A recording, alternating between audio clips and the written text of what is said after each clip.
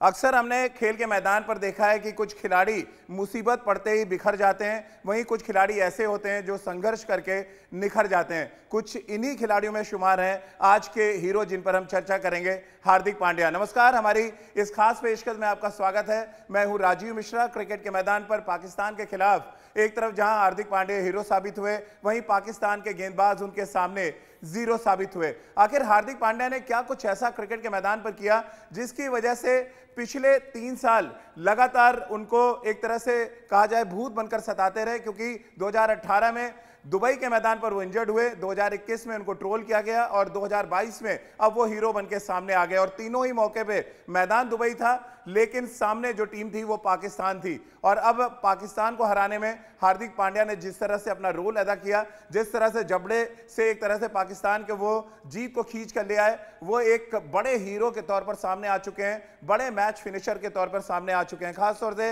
Harris Rauf के 19वें over में जिस तरह से उन्होंने बल्लेबाजी की, उसका पूरा विश्लेषण आज सबा करीम के साथ करेंगे। उनके हाथ में बैट है और आज वो आपको बताएंगे बैट स्विंग क्या कुछ इंपॉर्टेंस रखता है क्रिकेट के मैदान पर, और क्या मॉडर्न क्रिकेट में सबसे तेज बैट स्विंग हार्दिक पांड्या का है। इस मुद्दे पे भी आगे बातचीत करेंगे। 2 और खास मेहमान हमारे साथ जुड़ेंगे। हमारे साथ राजकुमार शर्मा जी और रितेंद्र सिंह सोडी भी होंगे। इनसे हम बातचीत का सिलसिला शुरू करें उससे पहले एक रिपोर्ट आपको दिखाते हैं और इस रिपोर्ट को देखकर आपको अंदाजा लग जाएगा कि 17 गेंदों पर 33 रन बनाने वाले हार्दिक पांड्या ने पाकिस्तान के गेंदबाजों की किस तरह से खबर ली।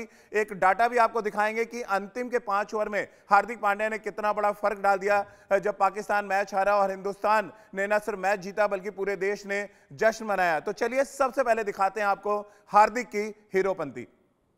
तो हार्दिक पांड्या की बल्लेबाजी पर हम यहां पर चर्चा कर रहे हैं। आपको अंतिम ओवर की वो 4 गेंदें भी दिखाएंगे, यानी कि आखिरी ओवर का रोमांच पूरा आपको दिखाएंगे। नवाज पहले जो 20वें ओवर की पहली गेंद पे उस पर बोल्ड हो गए, दूसरी गेंद डॉट बॉल रही, तीसरी गेंद पर दिनेश कार्तिक ने 1 रन लिया और उसके बाद वो गेंद आई जिस पर लगा जोरदार छक्का। यानी कि आप अंदाजा लगा सकते हैं कि किस तरह से हार्दिक पांड्या ने उस मैच में वो बड़ा शॉट खेला। उस बड़े शॉट की वजह से भारतीय टीम ने मैच जीता, पाकिस्तान को चारों खाने चित किया। अब चलिए सबसे पहले उसी छक्के पर ही बातचीत कर लेते हैं, क्योंकि सबा भाई के हाथ में बैट है और इनसे आज बात करना बेहद जरूरी है। सबा भाई, ये आखिरी ओवर का रोमांच, पांड्या ने जड़ा छक्का और मैच को किया खत्म। डॉट बॉलें जब हुई थी तब जहन में आया था, लेकिन वो इशारा है एक तो कि यार खड़े रहो मैं बना लूंगा, वो बड़ा इंपॉर्टेंट था। और जरा बताएं वो बैट्समैन का क्या कमाल है, क्योंकि खड़े खड़े आप इतने पावर से जब मारते हैं, इतना आसान नहीं है लेफ्ट आर्म स्पिनर को आप जिस तरह से लॉन्ग ऑन पे छक्का मार देते हैं। सबसे पहली बात है जिस तरह से उन्होंने बल्लेबाजी की अंतिम ओवर में भी ये दर्शा रहे थे वो कि उनको विश्वास था कि मैच को खत्म कर सकते हैं। इसी वजह से उन्होंने दिनेश कार्तिक को रन लेने से रोक लिया। अब हम लोग अगर बात कर रहे हैं बैट स्विंग की, बैट स्विंग के साथ साथ बैट स्पीड बहुत जरूरी है राजीव। अगर आपके पास बैट स्पीड रहेगी तभी हम दिखा रहे हैं, अगर तभी आप उतने शानदार गति के साथ आप प्लीज जरा छक्के का लगाएं पहले। अब ये उन्होंने छक्का लगाया या फिर चौका लगाया।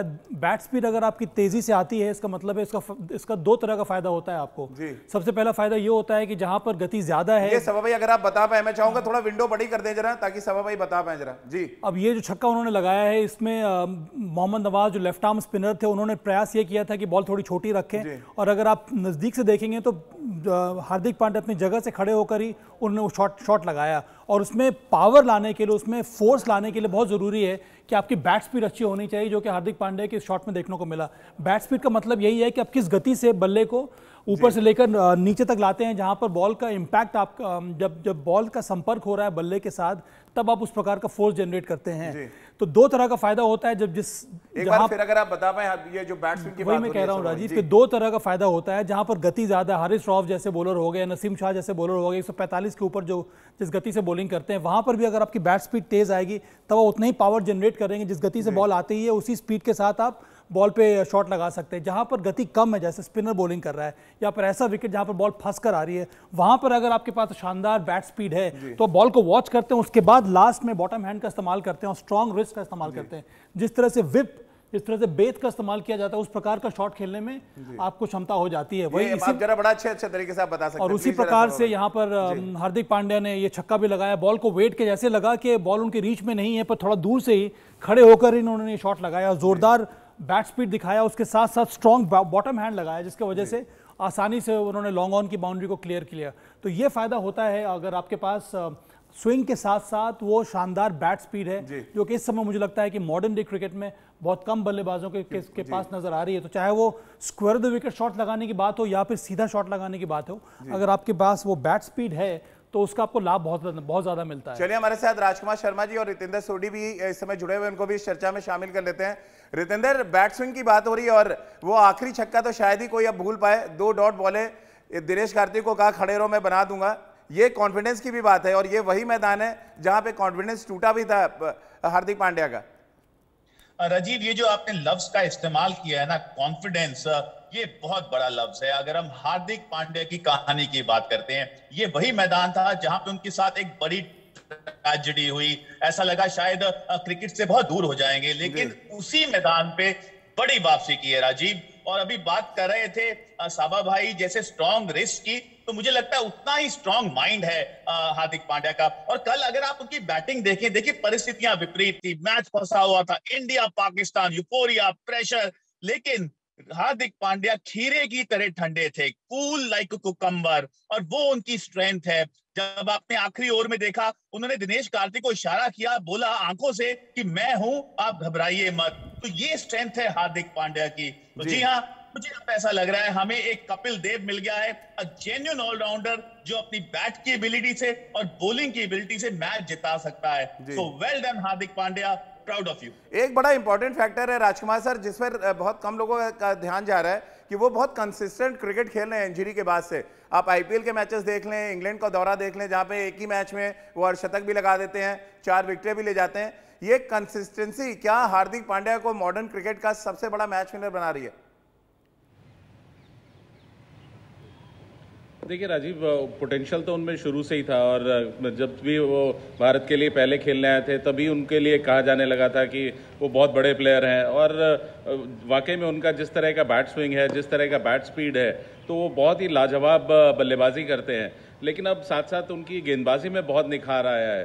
पहले वो जब गेंदबाजी कर रहे थे, जब भी वो 140 के ऊपर बॉल डालते थे तो अनफिट हो जा रहे थे, लेकिन अभी उन्होंने अपनी फिटनेस पे काम किया है और उसी लिए ये कंसिस्टेंसी बढ़ी है कि अब उन्हें कॉन्फिडेंस है कि मेरी बॉलिंग भी अच्छी हो रही है और बल्लेबाजी में तो उनका कोई जवाब है ही नहीं। और जहाँ तक आईपीएल की बात है, वहाँ से उनको बहुत एडवांटेज हुआ है कप्तानी करने का, और एक वो जिम्मेदारी ली उन्होंने।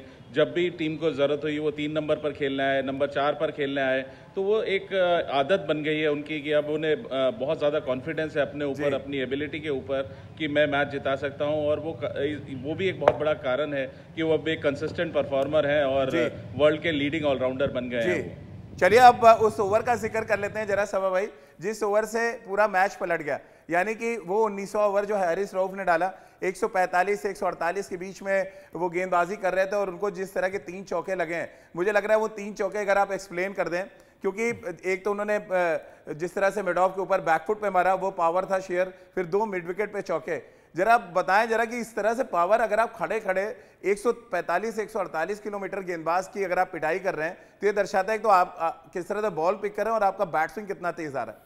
इसका फायदा तभी होता है राजीव, हारिस रऊफ एक तेज गति के गेंदबाज हैं, उनका प्रयास यही था कि हार्ड लेंथ बॉल डाली जाए जहां पर थोड़ी बहुत उछाल मिले, और इस प्रकार की गेंदों को शॉट के सामने शॉट लगाना उतना आसान होता नहीं है। पर हार्दिक पांड्या इतने विश्वास के साथ वो बल्लेबाजी कर रहे हैं इस समय, और उनकी बैट स्पीड इतनी अच्छी है कि हार्ड लेंथ को बॉल के सामने शॉट लगाने के लिए बहुत जरूरी है कि आपका स्विंग, मैं बोलूंगा कि जरा इसको 2 विंडो करके दिखाएं जरा, जिस तरह सबा भाई एक्सप्लेन कर रहे हैं जी, इसका बैट स्विंग। और ये देखिए, ये वाला ठीक प्रकार से कनेक्ट किया नहीं, पर ये भी हार्ड लेंथ थी, यहाँ पर भी उन्होंने जोर से मारने का प्रयास किया, कोशिश यही थी कि मिड ऑफ को क्लियर करें, वो अलग बात है कि ठीक प्रकार से कनेक्ट किया नहीं। ये देखिए, ये जो शॉट लगाया, फिर से वही खड़े हुए थे, वही वाली लेंथ की बॉल आई थी, यहीं से उन्होंने बल्ला घुमाया, जोर से बॉटम हैंड का इस्तेमाल किया। और सबसे बड़ी बात है कि 2 फील्डर वहां मौजूद था, एक लॉन्ग ऑन पर और एक cows corner deep mid wicket में, वहां पर भी वहां उन्होंने गैप ढूंढ लिया। तो ये जो 3 चौके लगाए, वहीं से मैच जो है पूरी तरह से भारत की तरफ आ गया।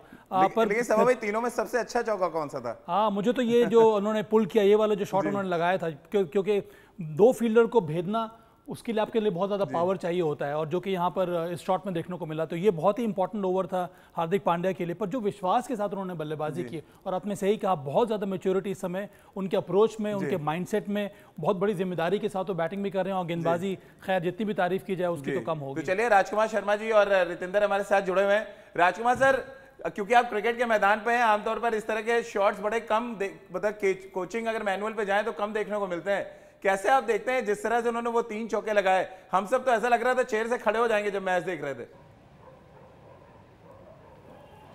बिल्कुल, हम लोग साथ में ही देख रहे थे राजीव, और बहुत मज़ा आया देखकर। स्पेशली पाकिस्तान के अगेंस्ट मैच था, बहुत नर्व्स को आपको कंट्रोल करना होता है, लेकिन ज़बरदस्त कॉन्फिडेंस है हार्दिक पांड्या को आजकल अपनी एबिलिटी पर, और उनकी टैलेंट पे कभी भी किसी को डाउट नहीं था, स्पेशली बल्लेबाजी में। और राजीव, वाकई में उनके जो पावर है, जिस पावर से वो शॉट खेलते हैं, तो वो बहुत ही लाजवाब है, और अनडाउटेडली वो एक बहुत बड़े मैच विनर बन गए हैं इस समय भारत के लिए, कम से कम T20 फॉर्मेट में और वनडे क्रिकेट में।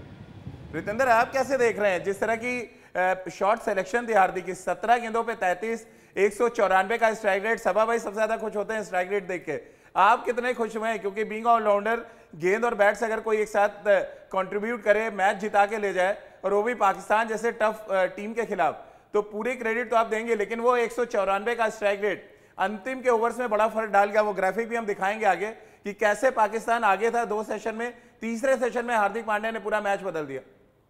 जी हाँ, बिल्कुल आपने ठीक कहा राजीव। देखिए, यहाँ पे जो स्ट्राइक रेट हार्दिक पांड्या ने दिखाया है, हमें ये नहीं भूलना चाहिए, ये विकेट इतना आसान नहीं था, यहाँ पे इतनी आसान हिटिंग नहीं थी। आप शॉर्ट ऑफ लेंथ बॉलिंग कर रहे थे, बॉल थोड़ा सा स्पॉन्जी बाउंस के साथ आ रहा था, और उसको हिट लगाना कतई आसान नहीं था। हमने देखा तमाम बल्लेबाज, पाकिस्तान के हों, भारत के हों, हिटिंग बिल्कुल आसान नहीं थी, लेकिन Hardik Pandya made it look so very easy. तो ये हार्दिक पांड्या की राजीव क्लास है। देखिए, अगर आप बॉलिंग में ऐसी परफॉर्मेंस देते हैं जहां पे आपने अंकुश लगाया, पाकिस्तान 170-80 रन कर सकता था, लेकिन हार्दिक पांड्या के वो overs were all very important, और उसके बाद आके ऐसी बल्लेबाजी करना, जी हाँ, मुझे लगता है हार्दिक पांड्या की ये performance one of the best performances in world cricket हो सकती है, क्योंकि जो इम्पैक्ट इस परफॉर्मेंस का है वो बहुत जबरदस्त है। बिल्कुल सभा भाई, बड़ा इंटरेस्टिंग आंकड़ा है जो हम सब देख पा रहे थे यहाँ पे। यानी पहले 2 सेशन में पाकिस्तान आगे है रन बनाने के मामले में, लेकिन तीसरे सेशन में जैसे ही हार्दिक पांड्या आते हैं, मैच का नक्शा वो पूरी तरह से बदल देते हैं। तो चलिए अब बल्लेबाजी को देखेंगे तो पहले बहुत ज्यादा सिंगल डायमेंशनल थे, उनका प्रयास यही होता था कि इस पोजीशन में आ जाए, जो बॉल उनके रेंज में आए उसको एक ही क्षेत्र में मारे। पर अब अगर आप उनका वैगन व्हील देखेंगे तो विकेट के चारों तरफ वो शॉट लगा सकते हैं। तो बॉलर कुछ भी लेंथ डाले, अगर ऑफ स्टंप के बाहर है तो कट लगा सकते हैं, अगर ऊपर आए तो इधर वो शॉट लगा रहे हैं, अगर वो शॉट डाले तो फिर ये उनमें पावर है इस प्रकार के शॉट खेलने के लिए। तो उन्होंने ना ही केवल अपने विल पावर पर तो ध्यान दिया ही है, पर उसके साथ साथ अपने बल्लेबाजी पे मेहनत की, और उसके साथ साथ गेंदबाजी पे मेहनत की है। उस हार्ड लेंथ पर रेगुलर बॉलिंग करना उतना आसान होता नहीं है, और जिस तरह से उन्होंने कल के मैच में बाउंस उनको जो मिल रहा था, उसी की वजह से उन्होंने विकेट भी लिया है। तो दोनों ही रोल्स में, चाहे वो गेंदबाज के रूप में हो या फिर बल्लेबाज के रूप में हो, उन्होंने बहुत ज़्यादा मेहनत की है, फिटनेस के ऊपर काम किया है, और उसका नतीजा ये है कि इस समय हमें एक शानदार मैच विनर मिल गया है। राजकुमार सर, 30 सेकंड में किस तरह से आप देखते हैं जिस तरह से हार्दिक पांड्या ने वापसी कराई इस समय अगर हम बात करें, और जो दुबई का कनेक्शन हमने दिखाया, 2018 में स्ट्रेचर पे वापस गए, 2021 में ट्रोल हुए, और 2022 में इसी मैदान पर इसी ओपोनेंट के सामने हीरो बन गए। बिल्कुल राजीव, यही दिखाता है कि कितना मादा है, कितना टैलेंट है उनमें, और कितना सेल्फ बिलीव है। तो बहुत शानदार खिलाड़ी हैं, और एक बहुत, मैं कहूँगा बहुत एक ऑलराउंडर जिसकी बहुत समय से भारत को तलाश है। उनके लिए पहले कहा जा रहा था कि इतनी जल्दी उनको इतना ऊपर रेट नहीं किया जाना चाहिए, कपिल देव से नहीं कंपेयर किया जाना चाहिए, लेकिन ग्रेजुअली उन्होंने मेहनत की अपनी गेंदबाजी पर, बल्लेबाजी वो शुरू से ही बहुत शानदार कर रहे थे। तो कुल मिला के एक बहुत शानदार ऑलराउंडर भारत की जिसको तलाश थी, शायद वो भारत को मिल गया है, और एक बहुत बड़ा मैच विनर है हार्दिक पांड्या आज भारत के लिए। चलिए राजकुमार सर, बहुत बहुत शुक्रिया आपका। सभा भाई आपका भी बहुत बहुत शुक्रिया, और रितेंद्र आपका भी बहुत बहुत शुक्रिया। और ये आंकड़े देखकर आप अंदाजा लगा सकते हैं कि हार्दिक पांड्या ने क्या कुछ इंपैक्ट डाला है। बड़े बड़े धुरंधर बल्लेबाज भारत और पाकिस्तान की टीम में खेल रहे थे। बाबर आजम का जिक्र हो रहा था, रिजवान का हो रहा था, रोहित शर्मा, विराट कोहली, इन सभी बड़े दिग्गज बल्लेबाजों को पीछे छोड़ते हुए ये आखिरी कॉलम जो आप देख रहे हैं, जहां पर बड़ा फर्क डाला हार्दिक पांड्या ने, 51 रन बनाए आखिर के 4 ओवर में, और बन गए मैच के हीरो। और इसीलिए हम कह रहे हैं कि हार्दिक की हीरोपंती ऐसे ही आगे आने वाले मैचेस में जारी रहेगी, तो भारतीय टीम एशिया कप उठाने से भारतीय टीम को कोई रोक नहीं पाएगा। तो हमारी इस खास पेशकश में फिलहाल इतना ही, लेकिन चलते चलते आपको छोड़ जाते हैं तीखी मिर्ची के साथ।